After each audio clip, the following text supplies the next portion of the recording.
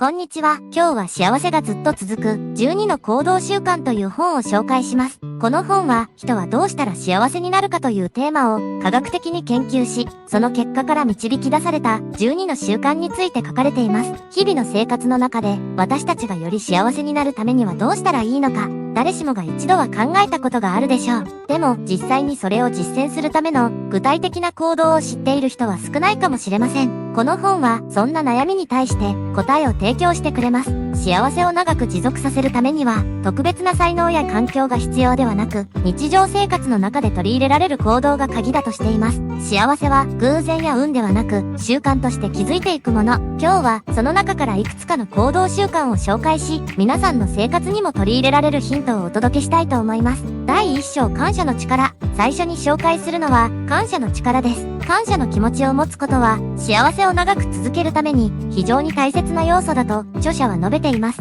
科学的な研究でも感謝の気持ちを持つ人は他の人に比べて幸福度が高くストレスが少ないことが示されています。私たちは日常の中でついつい当たり前と思ってしまうことや小さな出来事に感謝の気持ちを忘れてしまいがちです。例えば毎日食事ができること、仕事があること、家族や友人がそばにいること、これらすべては感謝すべきことなのですが、私たちは日常の忙しさの中でそれを忘れてしまいます。この本では毎日感謝のリストを作ることが推奨されています。自分が感謝すべきことを意識的に思い出し、それをリストに書き出すだけで心が温かくなり、幸せを感じることができるのです。視聴者の皆さんもぜひ感謝リストを作ってみてください。日々の小さな感謝の積み重ねが長期的な幸せにつながるのです。第2章、人間関係を大切にする。次に紹介するのは人間関係を大切にすることです。科学的な研究でも人とのつながりが幸せに与える影響は非常に大きいことが分かっています。幸せな人は深い絆を持つ家族や友人、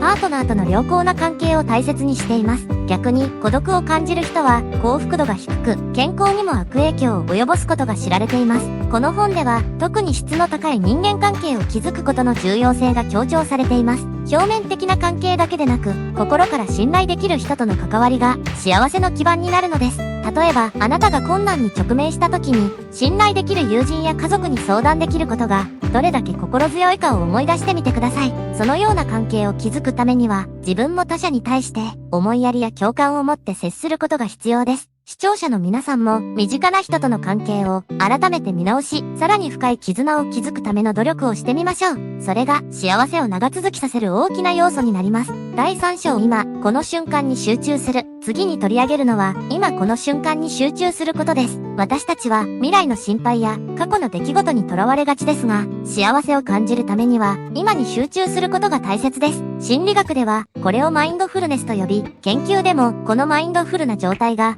幸福感を高めることが証明されています。例えば何かに集中しているとき、私たちは不安やストレスから解放され、その瞬間を楽しむことができます。しかし私たちはしばしばスマホやテレビなどに気を取られ、本当に大切な瞬間を逃してしまっています。この本では日常の中で今この瞬間に意識を向ける習慣を取り入れることで心の平穏と幸せを感じやすくなると説明しています。視聴者の皆さんも日常の中で今この瞬間に集中する時間を作ってみてください。例えば食事をしている時にその味に集中したり、外を散歩している時に自然の音に耳を傾けるだけでも心がリラックスし幸せを感じることができるでしょう。第4章、ポジティブな思考を養う。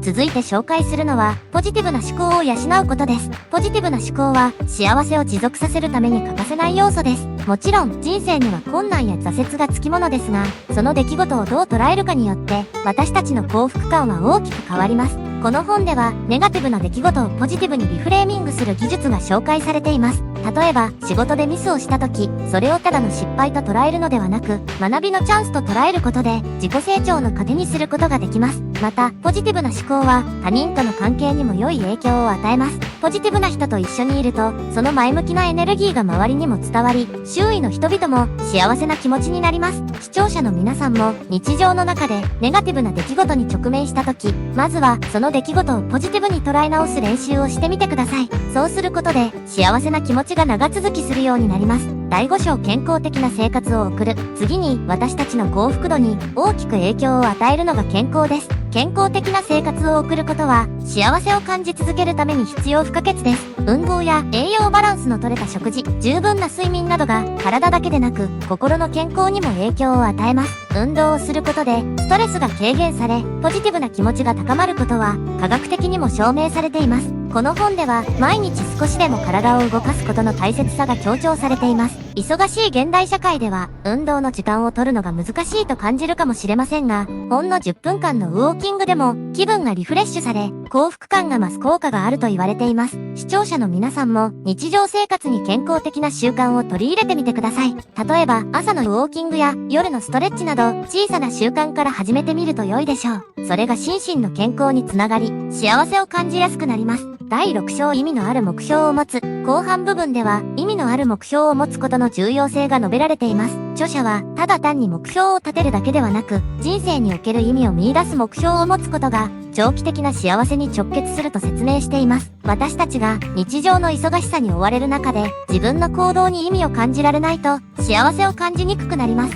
例えば仕事や趣味、家庭においても単なるタスクではなく自分にとって本当に大切なもの、心の奥底でこれをやりたいと思うことに意識を向けることが必要です。たとえ小さな目標であっても、それが自分にとって意義のあるものならば、それを達成することで大きな充実感と幸せを感じることができます。視聴者の皆さんも何か一つ自分にとって意味のある目標を見つけ、それに向かって一歩ずつ進んでいく習慣を作ってみましょう。それが長期的な幸せの源になるかもしれません。第7章他者に親切を示す。親切な行動をとることが幸せを感じるための大きな要素であると著者は強調しています。他者に親切に接することで私たち自身も幸福感を得られるという事実は数々の心理学的な研究によって裏付けられています。親切な行動が私たちの脳に与えるポジティブな影響は思っている以上に強力です。例えば、道に迷っている人に道案内をしたり、友人や家族に小さなプレゼントを送ったりするだけでも、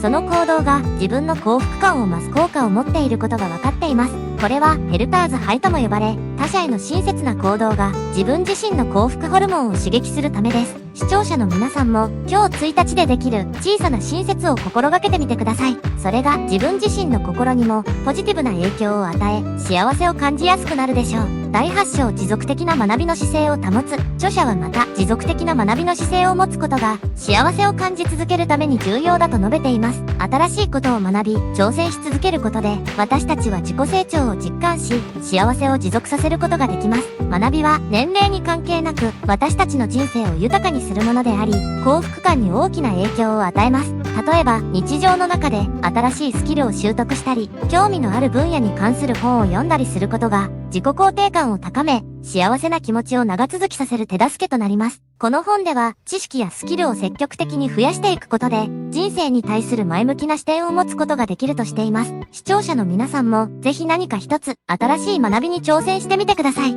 それがどんな小さなことでも成長を感じられる瞬間が幸せを引き寄せる第一歩となるでしょう。第9章ポジティブな周囲の環境を作る。幸せを感じ続けるためにはポジティブな周囲の環境を作ることが重要です。私たちが日々接する人々や環境が私たちの心の状態に大きな影響を与えるからです。この本ではポジティブな環境を作るために周囲との関係性や生活空間を意識的に整えることが推奨されています。例えば部屋の整理整頓をするだけでも心がリフレッシュされ前向きな気持ちになります。またネガティブな思考や行動を持つ人から距離を置き、ポジティブな影響を与えてくれる人々と過ごすことで自分自身の幸福度も向上します。環境を整えることで幸せを感じるベースができるのです。視聴者の皆さんもまずは自分の周りの環境を見直し、少しずつポジティブな要素を増やしていきましょう。そうすることで毎日の生活がさらに充実し、幸せが続くようになるはずです。第10章マインドフルネスの実践。前半でも触れましたが、マインドフルネスは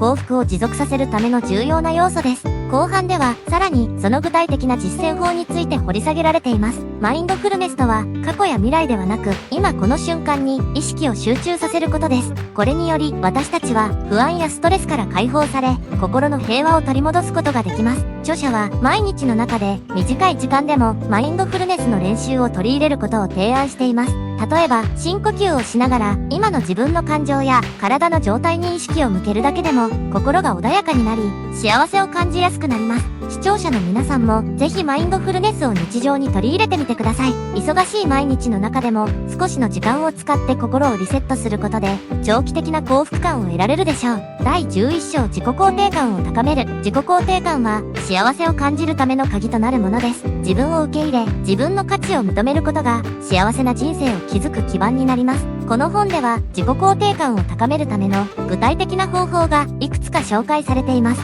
その中でも特に強調されているのが自分の長所や成功体験を振り返り、自分を認めることの大切さです。視聴者の皆さんも自分に自信が持てなくなった時には、これまでの成功体験や自分の良い面を思い出してみてください。これによって自己肯定感が高まり、幸せな気持ちが長く続くようになります。第12章幸せは日常の中にある。最後に著者が伝えているのは、幸せは特別なものではなく日常の中にあるということです。私たちは特別な出来事や大きな成功を得ることで幸せを感じると思いがちですが、実際のところ日々の小さな幸せに気づくことが長期的な幸福感につながるのです。この本では毎日の中で起こる小さな喜びや感謝の瞬間を大切にすることの重要性が強調されています。特別なことを待つのではなく、今ある幸せに気づき、それを楽しむことが長く幸せを感じ続ける秘訣なのです。視聴者の皆さんも日々の中にある小さな幸せを見つけ、それに感謝することで長く続く幸福感を手に入れることができるでしょう。幸せがずっと続く12の行動習慣をご紹介しました。